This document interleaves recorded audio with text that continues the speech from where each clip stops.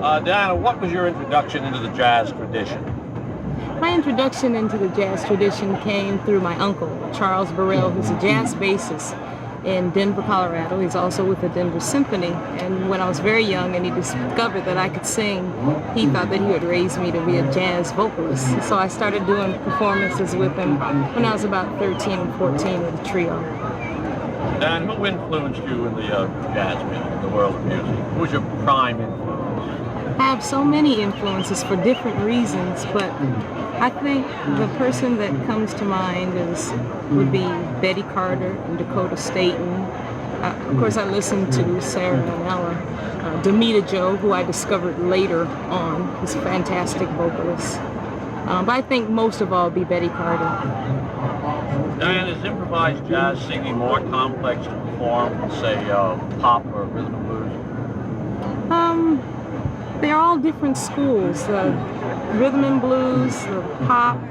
Pop music is such a generic term. It just means music that sells to me.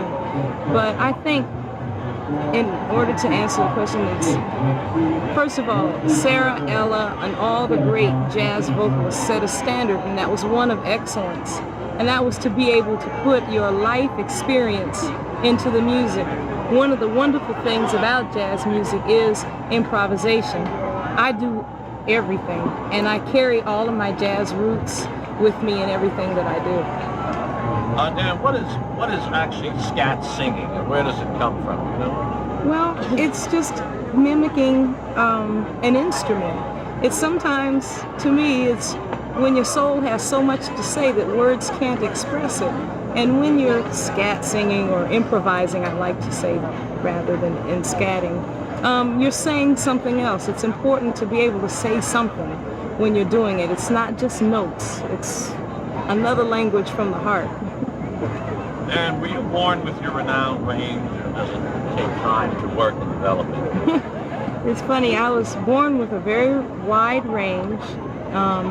The only thing is it's only been in recent years that I've realized the importance of interpreting a lyric. For a long time, it was always the vocal gymnastics, I think, that a lot of singers go through in trying to learn their instrument.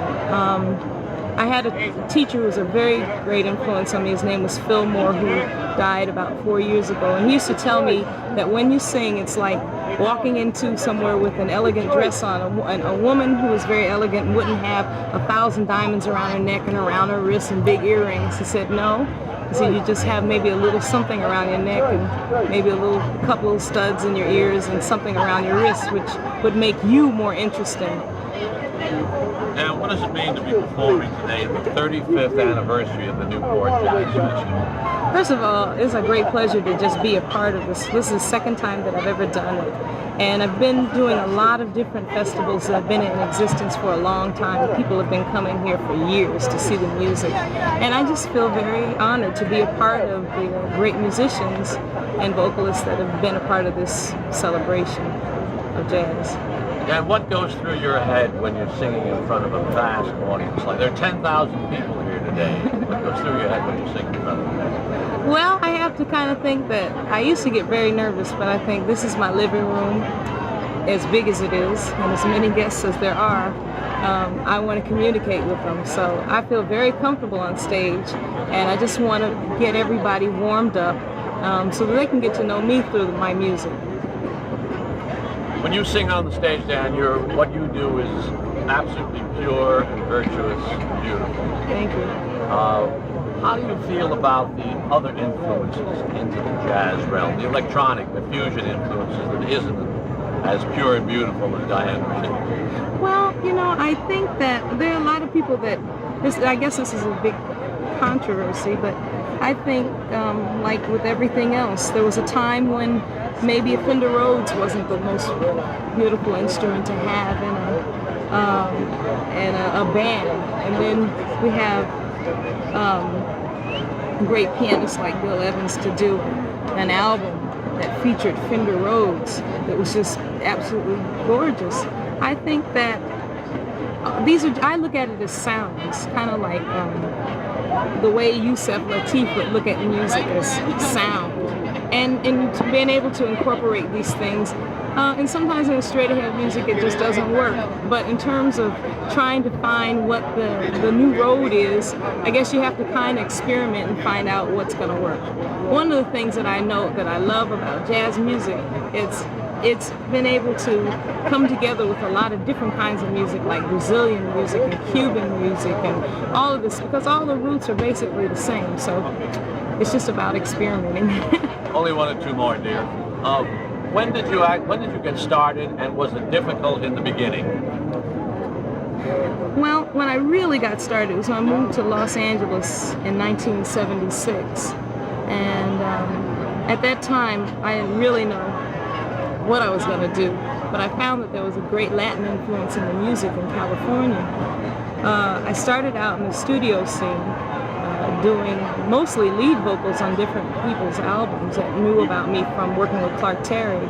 And then after that, the work was very scarce. I pierced earrings, pierced ears, waited tables, and whatever else it took to stay afloat. And then I landed a gig with Sergio Mendes, and that just began everything.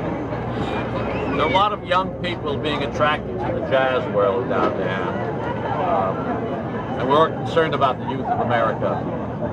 Can you give the kids watching some great advice, words to live by, how to get ahead, success? Well, one of the things in terms of the music, it's very important to sing about what you know in your heart of hearts. It's important to, as a vocalist, as a musician, to me, to find material that best represents you, because that's the thing that makes you unique. The other thing is, whatever else you do, you have to work very, very hard and just not give up, because wonderful things do happen. Time and God are synonymous, and all things are revealed in time. One more question, dear. What's ahead for Dianne Reeves? What are your targets? What are your goals? You've achieved your ambition now as a star in the jazz business. Where do you go from here? Well, right now, I'm getting ready to fulfill a dream that I've always wanted to, and that is I will be recording on both sides of my label, on the Blue Note side and on the EMI side, because there are just a lot of other things I'd like to say outside of a jazz structure, and I'm just very, very excited about that. So we're touring, we're finishing up the record. George Duke is producing my EMI record, and working with Chris Lumbaugh on the Blue Note record. One more question, if I may. The noted jazz critic Darlene Chan wanted me to ask you this. When it's all over, what do you want us to say about Dianne Reeves? She's saying what she believed. Basically, that's it. Good. Thank you. Thank you. Thank you.